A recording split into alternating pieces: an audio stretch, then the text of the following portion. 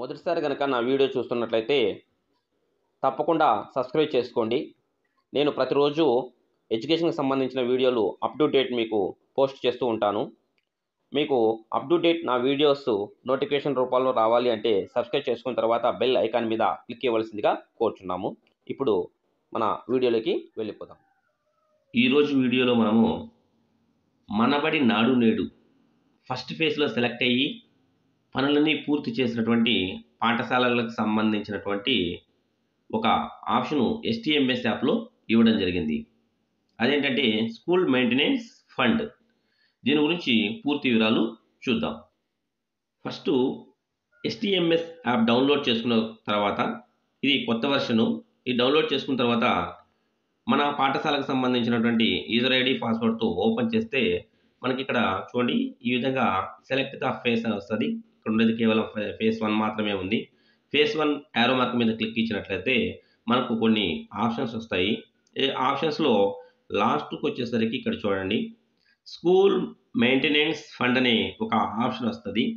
ఇది ఎందువల్ల ఇక్కడ పెట్టడం జరిగింది అంటే నాడు నేడుకు సంబంధించినటువంటి 9 రకాలైనటువంటి పనులు మన పాఠశాలల్లో కంప్లీట్ చేయడం జరిగింది. అయితే ఇప్పుడు ఆ పనులకు సంబంధించినటువంటి ఏవైనా చిన్న చిన్న రిపేర్లు ఉన్నట్లయితే, అంటే వాష్ బేసిన్ దగ్గర ఉన్నటువంటి ట్యాప్స్ ఏవైనా పని చేయకుండా పోయినా, లేకపోతే ఏమైనా పైపులు పగిలిపోయి ఉన్నా, లేకపోతే కరెంటుకి సంబంధించినటువంటి మనం ఎలక్ట్రికల్ వర్క్ చేయించాం కదా, ఆ వర్క్కు సంబంధించినటువంటి ఏవైనా వర్క్ వచ్చేసి చిన్న చిన్న పనులు మిగిలిపోయి ఉన్నా, ఎలాంటి రిపేర్ వర్క్లు ఉన్నా కూడా ఆ పాఠశాలకు సంబంధించినటువంటి ఎలాంటి వర్క్స్ ఉన్నా కూడా ఆ పనులన్నీ కూడా పూర్తి చేయడం కోసము కొద్దిగా అమౌంట్ అనేది అవసరమవుతుంది.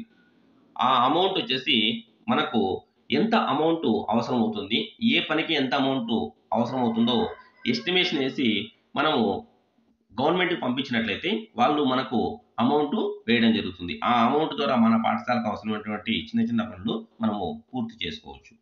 ఇది ఎలా చేయాలి అంటే ఇక్కడ స్కూల్ మెయింటెనెన్స్ ఫండ్ మీద ఒకసారి క్లిక్ ఇస్తే ఇక్కడ చూడండి ఎస్టిమేషన్ అని ఉంది కదా, ఈ ఎస్టిమేషన్ మీద క్లిక్ ఇవ్వాలి.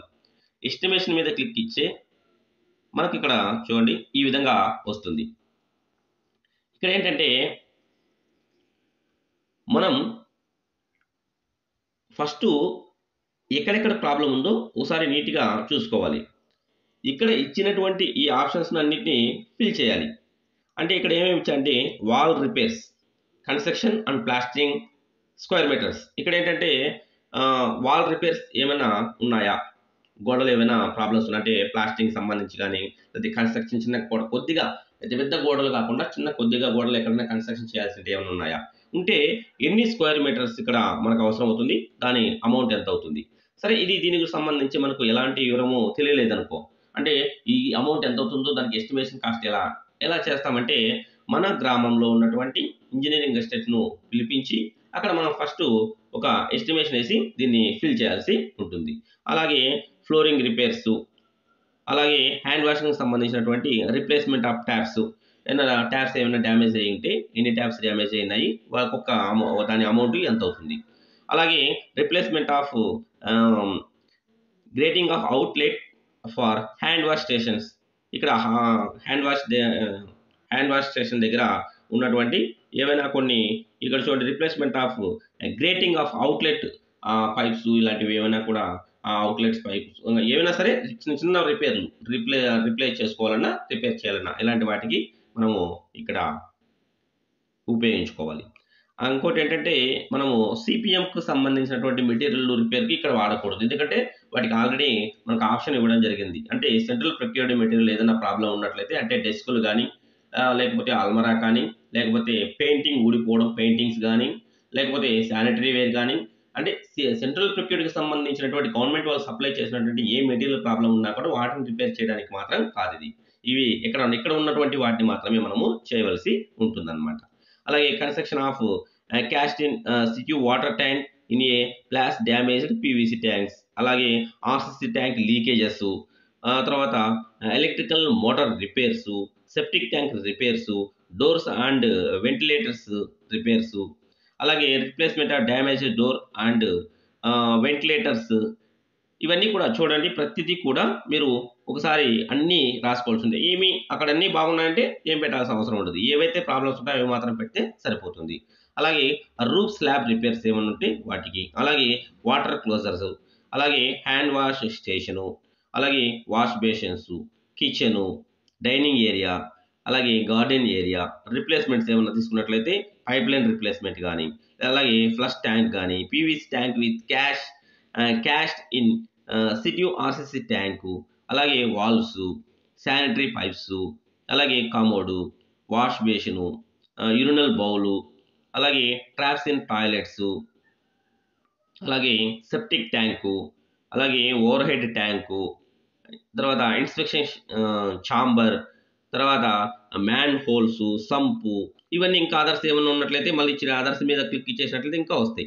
మనకు ఇంకా అదర్స్ ఏం లేకుంటే అవసరం, అవి కాకుండా ఇంకేమైనా రిపేర్లు ఉన్నా కూడా ఇక్కడ రావడం జరుగుతుంది. క్లాస్ రూమ్ సివిల్ రిపేర్కి సంబంధించి క్లాస్ రూమ్కి సంబంధించి చూసుకున్నట్లయితే వాల్ రిపేర్స్, అలాగే roof slab repairs, flooring repairs, అలాగే డోర్స్, విండోస్, వెంటిలేటర్స్ రిపేర్స్, ఇవన్నీ క్లాస్ రూమ్కి సంబంధించినవి. అలాగే సీలింగ్ రిపేర్స్, తర్వాత సన్ షేడ్స్, అటాకా, అల్మరా రిపేర్, ఇవన్నిటికి సంబంధించినటువంటి ఏదైనా రిపేర్లు ఉంటాయి అవి. అలాగే ఎలక్ట్రికల్కి సంబంధించినటువంటి ఏదైనా రిపేర్లు అంటే సీలింగ్ ఫ్యాన్స్ కానీ, లేకపోతే ట్యూబ్ లైట్లు, తర్వాత battery holders, street lights, PVC pipes, wiring, switches, switch boards, service connections, ఇవన్నీ కూడా.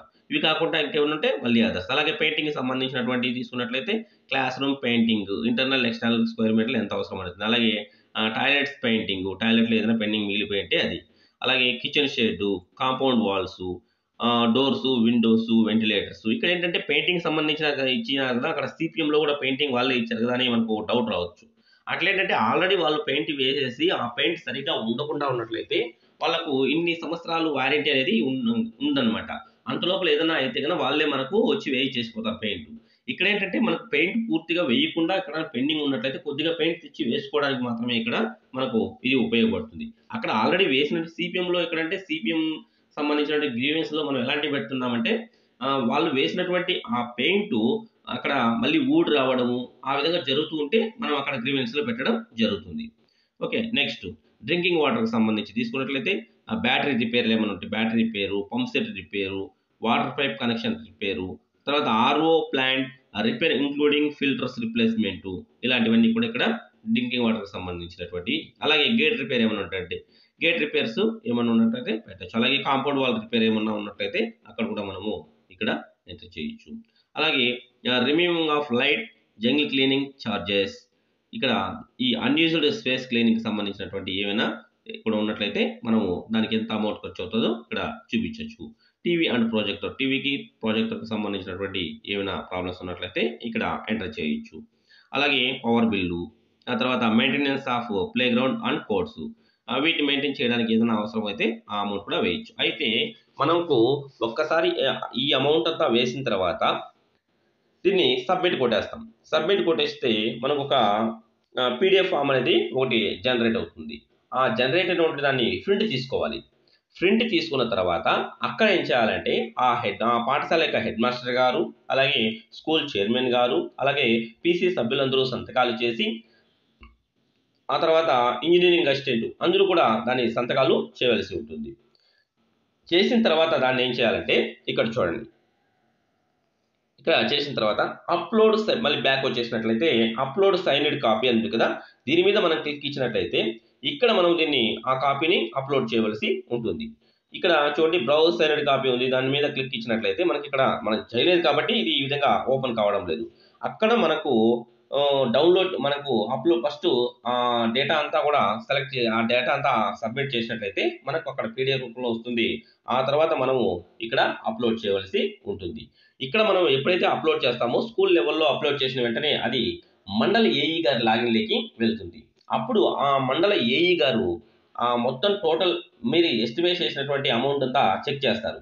అది సరైనది అనిపిస్తే దాన్ని ఓకే అప్రూవ్ చేస్తారు, లేకపోతే దాన్ని రిజెక్ట్ కూడా చేసే అవకాశం ఉంటుంది. కాబట్టి మీరు అంటే ఆ పాఠశాలకు మించినటువంటి అమౌంట్ వేయకూడదు. ఎంత అమౌంట్ అవసరం అవుతుందో అంతే వేయవలసి ఉంటుంది. అందువల్ల ఏం చేస్తామంటే లోకల్గా ఉన్నటువంటి మన గ్రామంలో ఉన్నటువంటి సచివాలయానికి సంబంధించినటువంటి ఇంజనీర్ని పిలిపించుకొని టోటల్గా ఎక్కడ ఎంతెంత ఖర్చు అవుతుందో అంత కరెక్ట్గా వేయవలసి ఉంటుంది.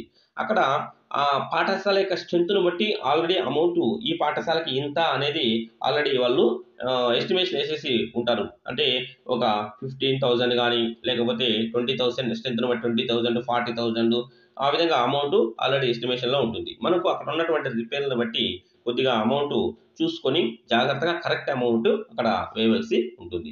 అక్కడ మండల్ ఏఈ గారు అక్కడ మీది రిజెక్ట్ చేసినట్లయితే రిజెక్ట్ చేస్తే మళ్ళీ చేయవలసి ఉంటుందన్నమాట. అందువల్ల అక్కడ ఓకే రిజెక్ట్ చేయకుండా యాక్సెప్ట్ అంటే అప్రూవ్ చేసినట్లయితే అప్పుడు ఏపీసీ సార్ లాగిన్కి మళ్ళీ అక్కడ వెళ్తుంది. అక్కడ నుంచి మళ్ళీ సిఎఫ్ఎంఎస్కి వెళ్తుంది. అక్కడికి వెళ్ళిన తర్వాత మనకు తిరిగి మన అకౌంట్లో అమౌంట్ పడుతుంది. ఆ అమౌంట్ పడిన తర్వాత సేమ్ రివాల్వింగ్ ఫండ్ మన పాఠశాలకు ఇంటి ముందు నాడు నేడు పాఠశాలకు సంబంధించి రివాల్వింగ్ ఫండ్ వచ్చినప్పుడు మనం దాన్ని డ్రా చేయడానికి రెజల్యూషన్ రాసి పీసీ సభ్యుల సంతకాలందరికీ తీసుకొని మళ్ళీ దాన్ని డ్రా చేసుకొని వర్క్ స్టార్ట్ చేస్తాం అనమాట. ఈ విధంగా ఈ స్కూల్ మెయింటెనెన్స్ ఫండ్ అనేది మన పాఠశాలలో ఉన్నటువంటి చిన్న చిన్న రిపేర్లు ఇలాంటివి చేసుకోవడానికి ఉపయోగపడుతుంది. దీనిని ప్రతి ఒక్కరూ ఉపయోగించుకోవచ్చు అనమాట. Okay, thank you friends.